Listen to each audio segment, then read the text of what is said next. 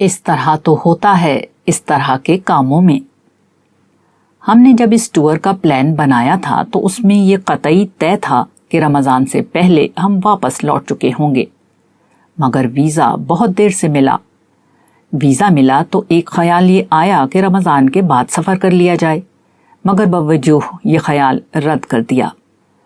بعد میں ترکی میں جو حالات پیدا ہوئے اور مجھے آسٹریلیا کا جو سفر درپیش ہوا، ان سارے حالات کی بنا پر محسوس یہ ہوا کہ اللہ تعالیٰ نے درست فیصلہ کروا دیا، ورنہ بعد میں شاید یہ سفر اس طرح ممکن ہی نہ رہتا۔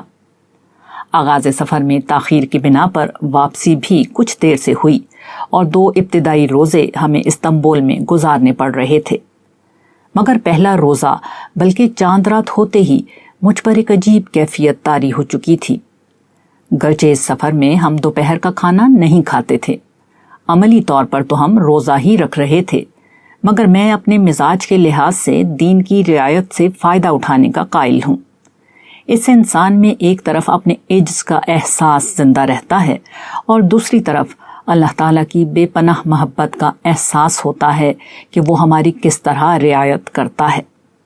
وہ قادر مطلق ہے جو چاہے حکم دے اور ہر فرمان کی شکل میں اسی طرح پکڑ لے جیسے زمانہ قدیم کے بادشاہوں کے ایک حکم پر بڑے بڑے لوگوں کے سر قلم ہو جاتے تھے، مگر وہ خدا طاقت کی اس انتہا کے باوجود نہ سختی کرتا ہے نہ پکڑنے میں جلدی کرتا ہے، بلکہ جو مطالبات رکھے گئے ہیں ان میں بھی انسانی عجز کی رعایت کرتا ہے۔ سو رمضان شروع ہونے کے باوجود میں نے روزہ نہیں رکھا اور اس رعایت کا فائدہ اٹھانے کا فیصلہ کیا کہ یہ روزے رمضان کے بعد پورے کر لیے جائیں۔ مگر رمضان شروع ہونے کا احساس، روزے کے دن بغیر روزہ رکھے گزرنے کا احساس اور بغیر روزے کے لوگوں کو روزہ افطار کرتے دیکھنے کے احساس نے طبیعت پر ایک عجیب طرح کی کیفیت طاری کر دی۔ یہ کیفیت اپنے عاجز اور گناہگار ہونے کے احساس کی تھی۔ یہ کیفیت محرومی اور پیچھے رہ جانے کے احساس کی تھی۔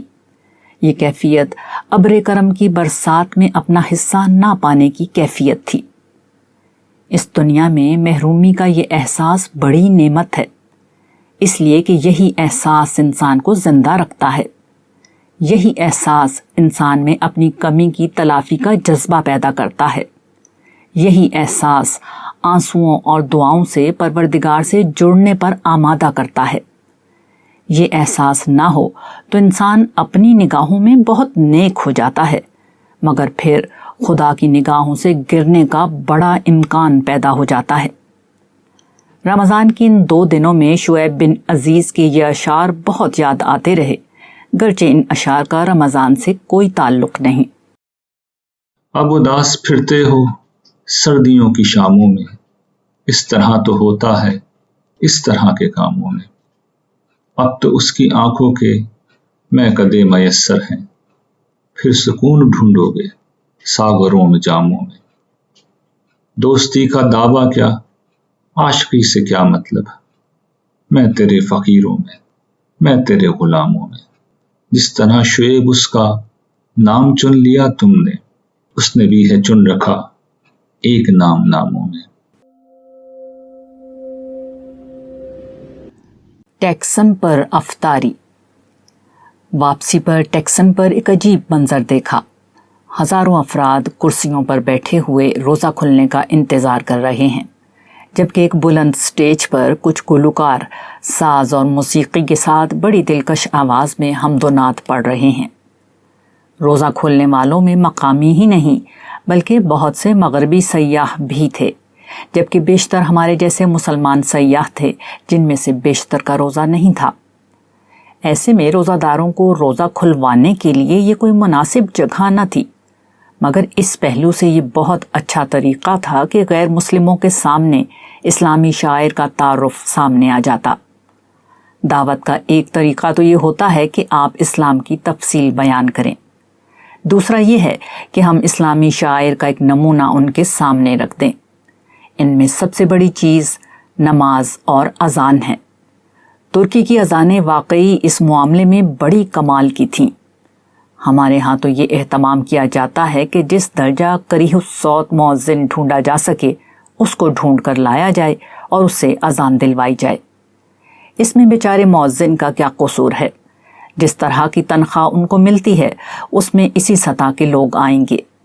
یہی معاملہ مساجد کے ائمہ کی قرات کا ہے۔ حقیقت یہ ہے کہ نماز، اذان اور نماز میں کی جانے والی قرات اسلام کا ایک انتہائی خوبصورت تعارف ہے۔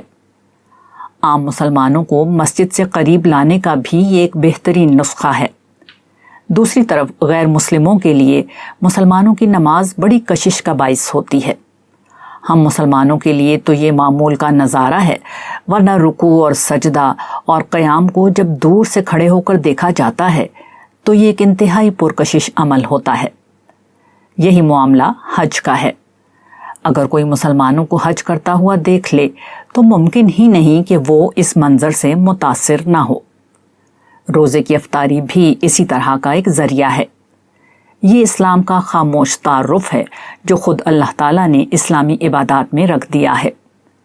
یہ اپنی ذات میں کمال کی چیز ہے، مگر ہم مسلمان اپنے دین اور عبادات کی اسپرٹ سے واقف ہیں، نہ ان کی ظاہری فارم کی قوت کو سمجھتے ہیں۔ نہ ہم میں دعوتی مزاج ہے، نہ ہمیں اپنے دین کو دوسروں تک پہنچانے سے بہت زیادہ دلچسپی ہے، ورنہ یہی چیزیں نہ جانے کتنے لوگوں کے دلوں میں اسلام کی محبت پیدا کرنے کے لیے کافی ہیں۔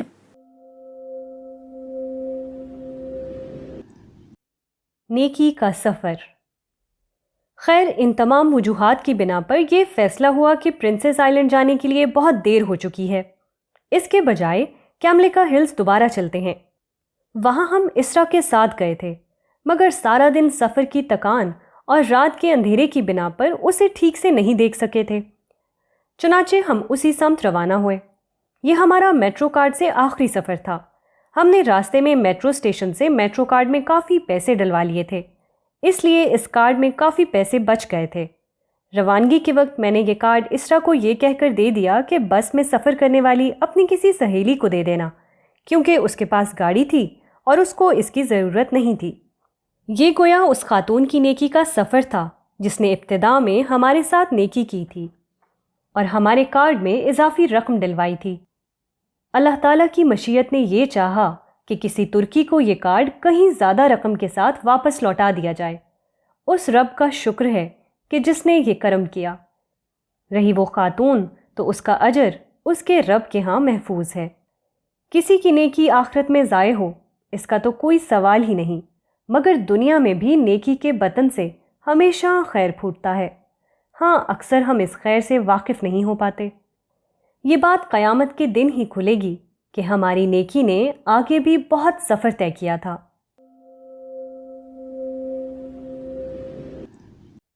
دوبارہ کیملکا ہلز۔ کیملکا ہلز پہلی دفعہ تو اسرا لے گئی تھی، اس لیے راستوں پر غور ہی نہیں کیا۔ اب خود جانا تھا۔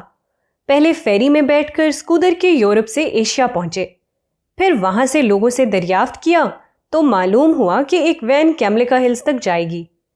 وین میں بیٹھ کر روانہ ہوئے تو اس نے پہاڑی راستے پر سفر شروع کیا۔ ایک ایک کر کے مسافر اترتے گئے۔ منزل نہ اب آتی نہ تب آتی۔ سارے مقامی لوگ تھے، ان سے کیا پوچھتے اور کس زبان میں پوچھتے۔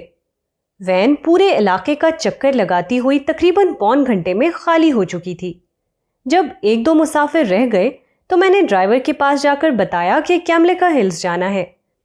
اس نے جواب میں جو کچھ کہا وہ میں نہ سمجھ سکا، تاہم یہ سکون ہو گیا تھا کہ میری منزل ان کی سمجھ میں آ گئی ہے، کیونکہ اس نے مجھے اطمینان سے بیٹھنے کا اشارہ کیا تھا۔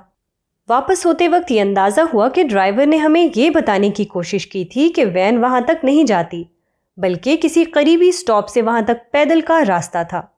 مگر جب اس نے دیکھا کہ ہم کچھ نہیں سمجھ رہے تو اس نے ہمیں بالکل قریب لے جا کر اتارنے کا فیصلہ کر لیا تھا۔ بہرحال آخری مسافر کے اترنے کے بعد صرف ہم لوگ وین میں رہ گئے۔ ڈرائیور نے وین بھگائی اور ایک ویران جگہ پر جا کر کہا کہ اتر جاؤ۔ میں نے واپسی کا پوچھا تو اس کی بات کا مفہوم میں یہ سمجھا کہ یہیں آ جانا۔ خیر، اترے تو وہاں آدم نہ آدم زاد۔ ذرا بلندی کی طرف چلے تو وہی جگہ آ گئی جہاں اسرا نے اپنی گاڑی پارک کی تھی۔ جان میں جان آئی کہ صحیح جگہ آئے ہیں۔ چلتے ہوئے ہم اصل جگہ پر پہنچ گئے۔ یہاں ہم تھے اور ہماری تنہائی۔ کوئی ایک شخص بھی یہاں نظر نہیں آ رہا تھا۔ دکانیں بھی بند تھیں، نہ مقامی لوگ تھے نہ ٹورسٹ۔ لیکن اس میں کوئی شک نہیں، رات کے مقابلے میں شام کی اس روشنی میں اس جگہ کا حسن پوری طرح نکل کر سامنے آیا تھا۔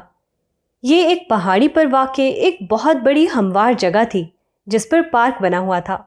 ہر طرف گھاس کے خوبصورت قطعات، ان میں جگہ جگہ لگے ہوئے پھولوں کی خوش رنگ کیاریاں، سینکڑوں درخت، اور ہر طرف سے استنبول کا ایک بالکل مختلف نظارہ۔ بوسفورس کی سمت یورپی حصہ صاف نظر آ رہا تھا۔ یہاں بنا ہوا بوسفورس برج، گلاتا ٹاور، توپ کاپی سب نظر آ رہے تھے۔ اس کے مخالف سمت میں ہم گئے تو وہاں سے استنبول کا ایشیائی حصہ دور دور تک پھیلا ہوا نظر آ رہا تھا۔ اسے دیکھ کر اندازہ ہوا کہ استنبول کتنا بڑا شہر ہے۔